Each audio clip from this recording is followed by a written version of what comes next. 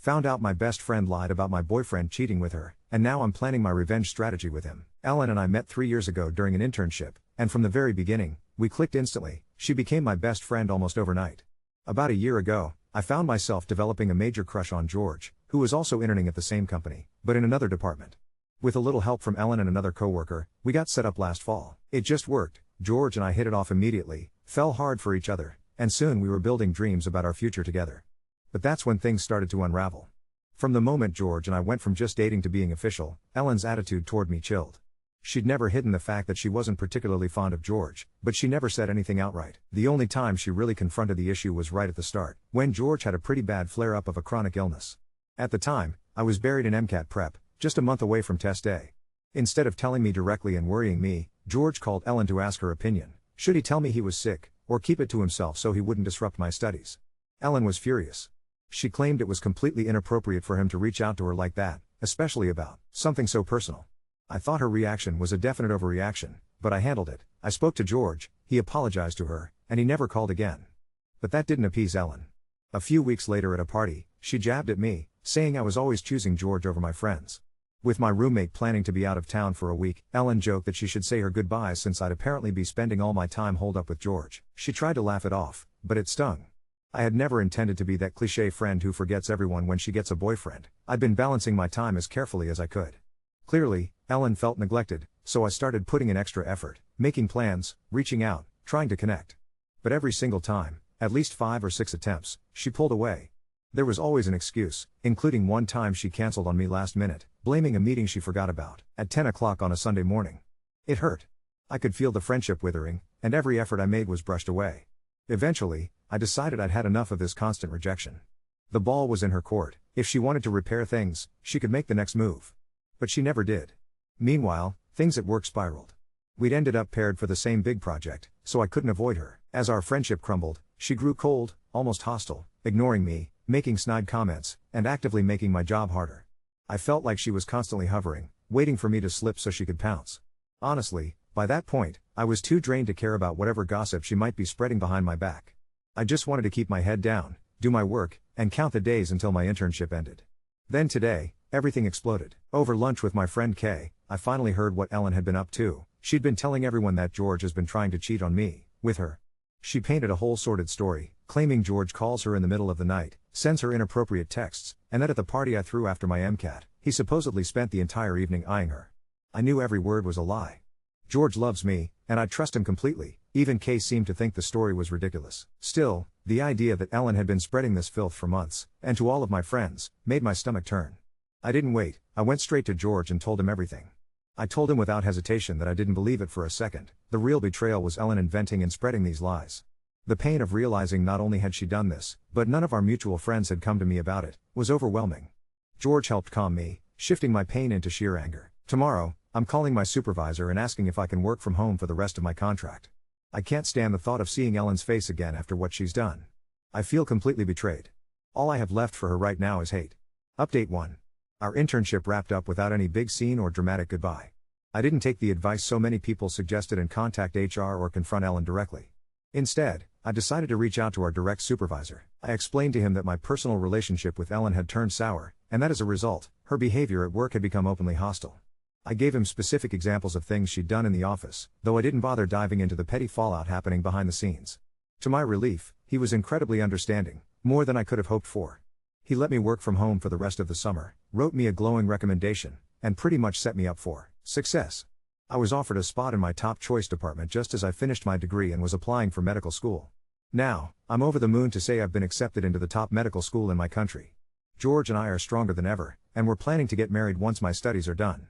Ellen, meanwhile, moved abroad, but stayed connected with a lot of the friend group we'd built during that internship. After everything that happened last year, I started quietly distancing myself from that group.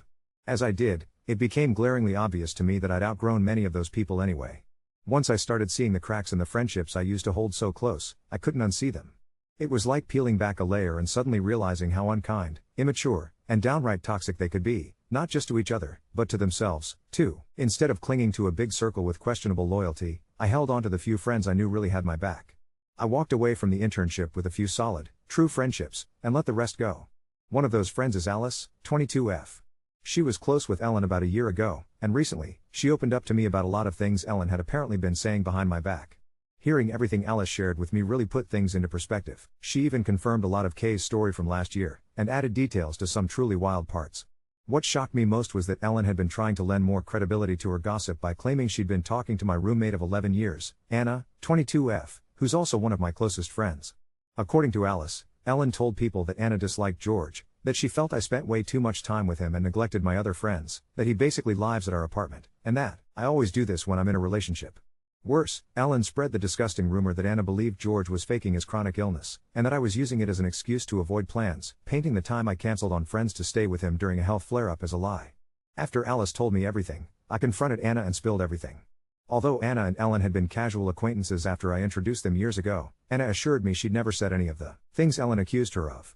We even combed through years of messages between them to see if anything Anna had said could have been misinterpreted or twisted.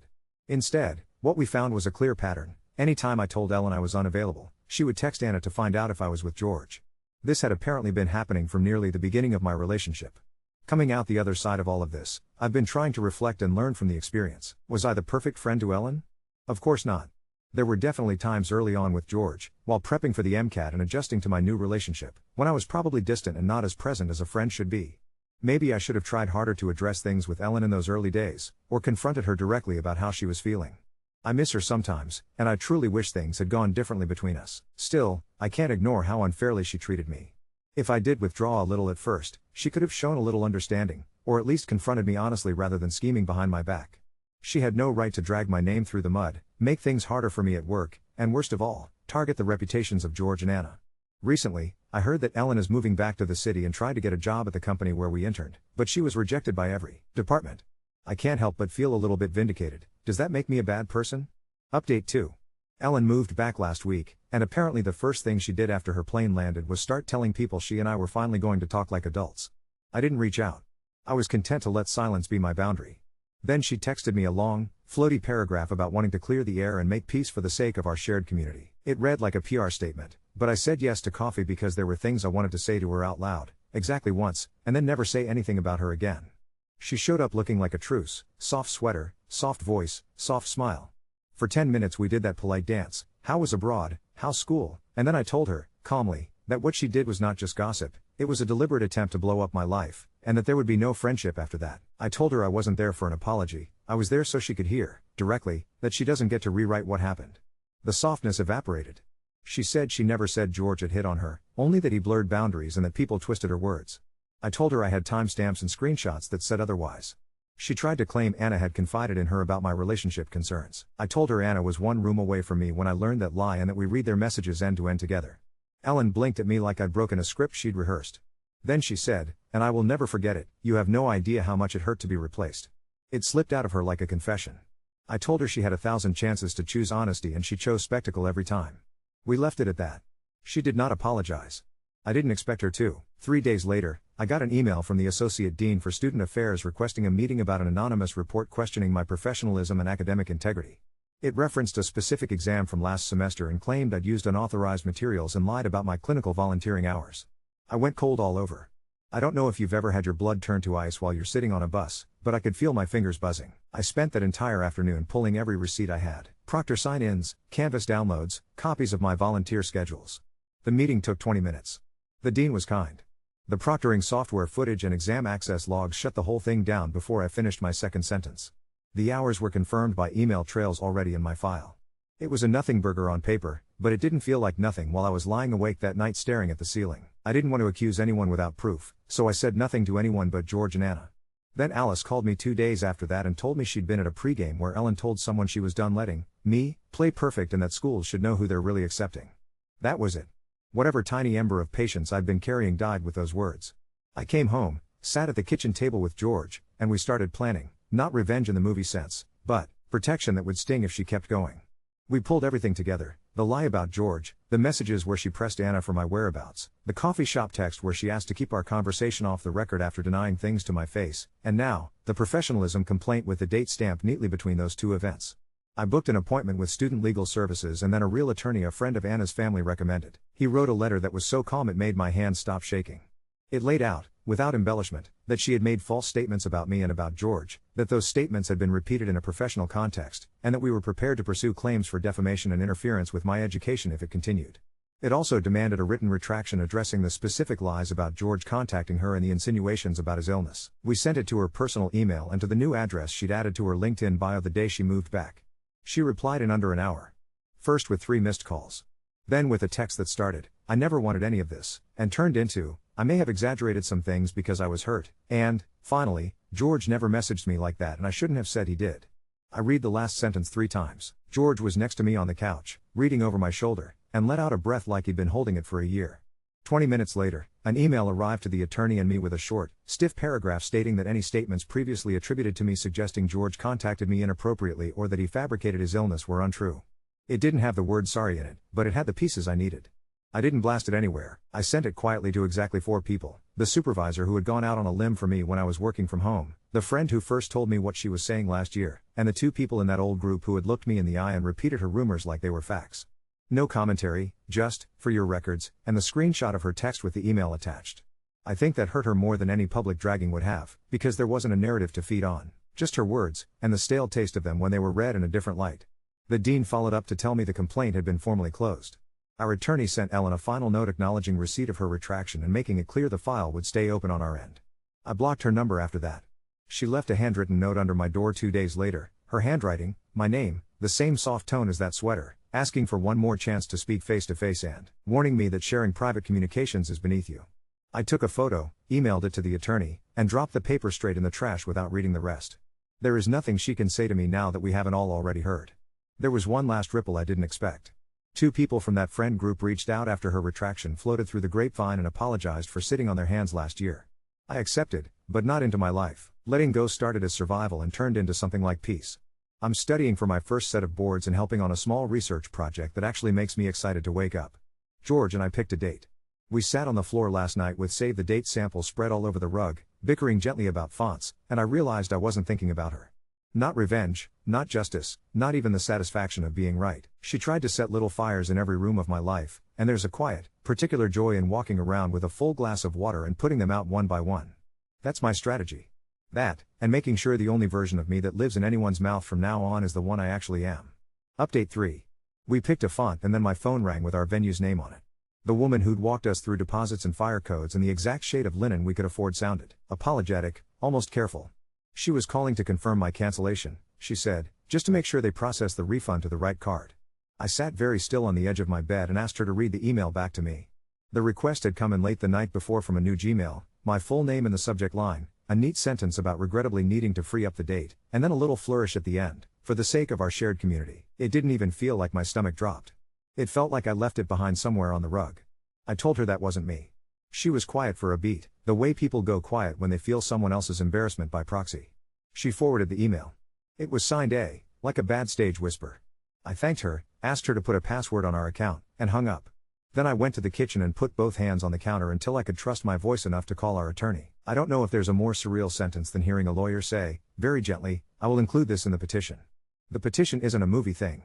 It's a declaration and a stack of exhibits in a manila folder with my name on the tab. Exhibit A was her text admitting she lied about George. Exhibit B was the retraction. Exhibit C was the screenshot of the professionalism complaint dates. Exhibit D was the venue email with that soft, familiar cadence trying to fold itself into my life again. He filed for a civil harassment restraining order that afternoon. I spent my breaks between cardio and renal physiology writing my own declaration like it was another lab report. Facts only, dates, the thing that happened and what I did next. By dinner, our florist had called too, bless her meticulous soul, to tell me someone had tried to change our delivery address to a random co-working space for convenience. She didn't let it through because nothing about weddings is convenient. I added that to the folder. George and I sat on the couch and built a password out of an inside joke and put it on everything: venue, caterer, the spreadsheet with the seating chart that gives me hives. It felt petty until it felt like breathing. The part that almost undid me came from the life that isn't dripping in tulips. My pi forwarded me an email with the subject line, concern re, data integrity. Anonymous, of course. It referenced our tiny project and used the exact phrasing from the dean complaint, pattern of dishonesty, misleading hours, like someone had copied and pasted a grudge. He had written back before I could, CCing me and a research coordinator, saying that we were proud of our transparent documentation and that if the sender had specific concerns, to include them. They didn't. I attached the data audit trail anyway, the IRB approval dates, the Git commit history. It took less time than making coffee. He stopped by my desk later and said, in the most professorly way possible, "You are doing fine work." I nodded and counted tiles on the floor until my eyes stopped stinging. Process servers are a kind of urban myth until you get a PDF with your name, a court stamp, and a photo of a folded packet in someone else's hands. Proof of service arrived 2 mornings after we filed. She'd been served outside a glass building whose logo I recognized from her LinkedIn update. The hearing is set for next month. The temporary order is in effect until then. No contact, no third parties, no showing up where I live or study. The campus police emailed me a notice at the same time the dean forwarded the restraining order to our security office with one line: "We are here if you need us." They put a notation on my file and a photo of her face in the system. I didn't realize how much I'd been editing my routes until I walked into the library that night without scanning for her silhouette. The grapevine did its usual work. Alice sent me a text from a bathroom at some bar with a picture of a cracked sink and 3 messages in a row. She was furious, she was being silenced, I was ruining her chance to make things right. I didn't answer. 2 hours after that, the venue manager forwarded me a second email, this one frantic, from the same new account saying that the previous cancellation request had been sent in error by an overeager friend and to please disregard. I clipped it to Exhibit E and went back to annotating a cardiac pharmacology chart. A week later, the tiny thing we'd submitted to a conference got accepted. My pi told me by printing out the email and sliding it across my bench like a secret. I stood outside after and called George and listened to him laugh, that big, relieved laugh that lives in his chest, and thought about how many rooms she had tried to fill with smoke and how many windows we have been opening. We picked an invitation suite and he compromised on the font without me asking. I told him I'd buy him his stupid gaming keyboard as a thank you, and he told me I was the love of his life, which is better than a keyboard until you remember how loud those things are. I keep thinking about the day of the hearing. I don't know if she'll show. I don't know if seeing her in a courtroom will collapse time and memory into something sharp, or if it will just be another errand in a long day.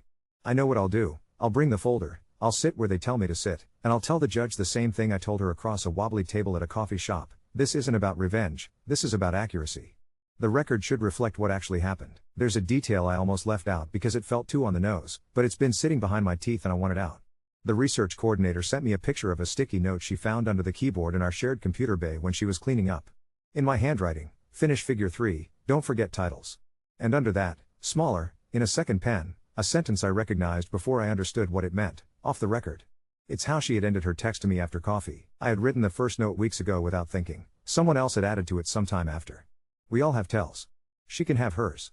Mine is that I'm still here, doing the work, labeling the axes. Update 4. The courthouse hallway smelled like old paper and lemon cleaner. I held my folder like it was a life jacket.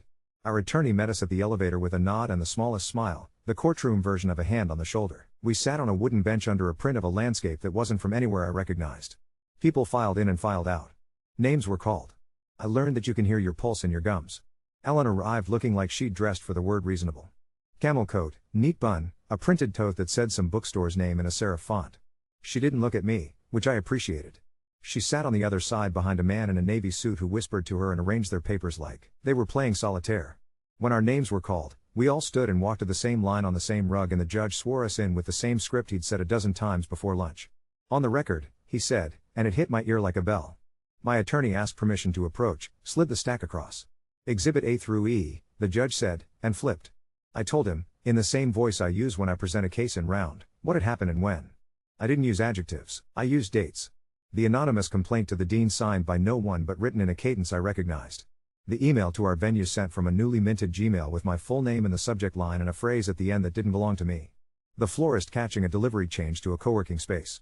The follow-up email claiming an overeager friend. The text where she typed out the sentence she later retracted. The retraction itself. Ellen's attorney cleared his throat and called everything misunderstandings. He said the complaint to my school was protected speech and intended to raise good faith concerns even though it had been dismissed. He said the venue email had in fact been sent by a friend who had misunderstood a conversation and was attempting to be helpful, and that once Ellen realized, she immediately corrected. He said she did not write the words off the record on any sticky notes and had never been in my lab, which I had not alleged, and the judge looked back down at the page. He said his client felt ostracized and provoked. He asked the judge to consider that we were very young. The judge asked him 3 questions. The first, who was the friend? The second, where was the friend's declaration? The third, if the friend was so overeager, why did they use Ellen's exact phrasing and sign with a letter Ellen uses? He didn't raise his voice. He didn't need to. Ellen's lawyer said the friend did not wish to be involved. The judge looked back at the retraction and tapped the paper with his pen. He asked Ellen if she had sent the text where she admitted making a false statement about George. She said, softly, that she had, and that she had been hurt. He nodded like he had heard every reason there was. Before we sat down, my attorney handed up one more exhibit, proof of a delivery that had shown up to my mailbox the day after the temporary order went into place. A small bouquet of grocery store roses with a card that had no return address and the same handwriting as the note she'd slid under my door. "We need to talk like adults." It would have been nothing on any other Tuesday. In that courtroom, it was a violet line under no contact, direct or indirect. The judge slid his glasses down his nose and looked at Ellen's attorney. He didn't ask a question that time. I had prepared for a fight. What happened felt like paperwork. The judge granted the order for 3 years. He read the terms out loud. No contact. No third parties.